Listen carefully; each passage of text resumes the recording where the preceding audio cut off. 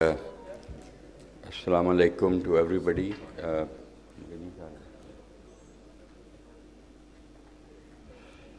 Um, it has been an excellent lecture by Ali. Thank you so much, full of energy, and I think at least I learned a lot from you, and he continues to inspire us all. I'm very grateful to the chairs, especially my mentor, my dear Professor Masood Hamid, for being there, and Kamar, again a younger brother, just like Tariq there. Both are family to me, and of course Aftab Mohsen, Senior Executive Vice President and President-elect. And very again grateful to Nabi Qasim for the opportunity. I am somewhat a physician who do a lot of research also. And I do lots of research on genetics and molecular level. So I have asked Aftab that I will be only talking about, because I don't have much experience of this drug because it wasn't here. We were, importing it still at the very high cost and using it in few patients because the FDA approved it long time ago for MAFLD. So I will talk about what we have been doing in genetics in the liver and how this drug will hopefully work. Only time will tell how much it will work, but the recent studies that have been done are very, very promising. So iska जो mode of action है, उस पे ही I will be just limiting myself in 2 or 3 slides, and then Kamar will come, he will have show few slides, and then finally Aftab Mohsen will talk about the clinical side of it. So basically, it is thyroid hormone receptor beta agonist. Now, what thyroid hormone has got to do with the liver? That's what we need to understand. Thyroid hormone is heavily expressed in the liver hepatocytes. If you look at immunofluorescence stains, it is very, very crowded with liver is crowded very, very much with thyroid hormone receptors and so on. So how does it happen? This is agonist of this, and we all know that T4 is an inactive drug itself. It is mostly converted into DIOI in T3 and then utilized in the hepatocyte itself in the liver. And then when we talk of retinoic acid receptors, RXR, they are stimulated as well along with thyroid hormone beta, RXR, and both of them, they act on the carnitine palmitotransferase over there, CPTI, which is an enzyme which acts on the molecular level in the liver. And then fatty acid oxidation is enhanced. Basically, it enhances the fatty acid oxidation. So whatever fat there is in the hepatocytes, it is oxidized rather than it stays there and damages the liver cells.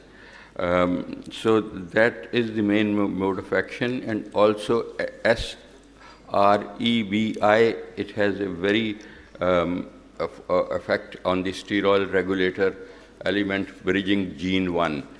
It mainly acts on the epigenetic factors, and it stimulates most of, number one, lipolysis. That is the main thing. It breaks down the fat which is there through these pathways by acting as agonist to the thyroid hormone beta receptors. I'm sorry, it is little more complicated. As you can see, this is the hepatocyte wall over there, and this is happening inside the hepatocyte. And with the transcriptin gene, he modifies the transcriptin gene, so accelerate the lipolysis at the molecular level through HMG reductase, but mainly CPTI and sex hormone binding globulin that I already referred to. It is probably the only drug, because ursodeoxycholic acid that we were using before has been now black labeled because of its lack of efficacy on the MAFLD and also some side effects. So when you look at thyroid hormone receptor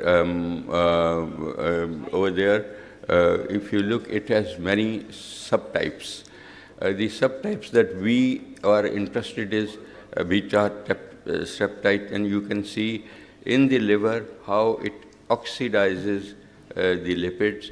It creates lipolysis through the pathways that I just explained, and then results in. So this is my last slide, and this again highlights it in a different way, that the end result is either on the mitochondria biogenesis in the mitophagy. But before that, this is one of the epigenetic thing that it is working on. Increased fatty acid beta oxidation, even it acts on the mitochondria itself.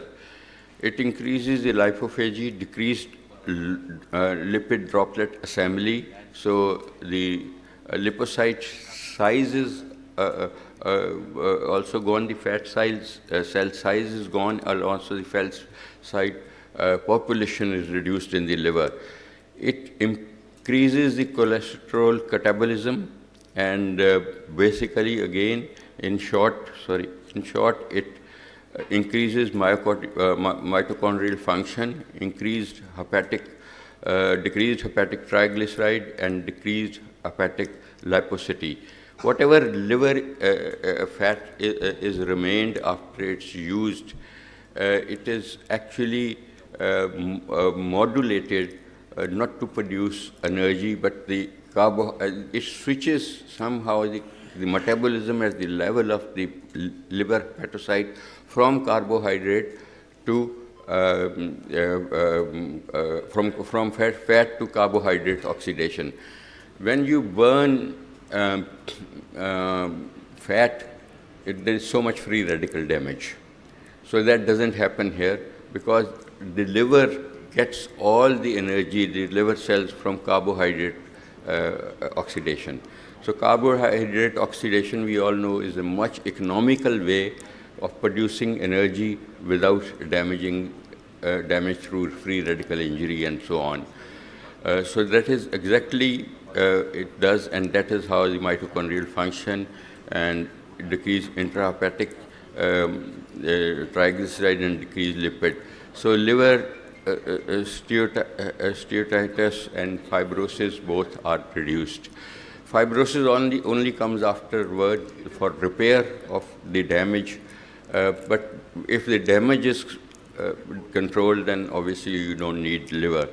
So it's a promising drug, and as I said, we welcome it in Pakistan, and grateful to Nabi Qasim for bringing it, and I think it will be very soon available, and I hope at a very affordable price. Thank you so much.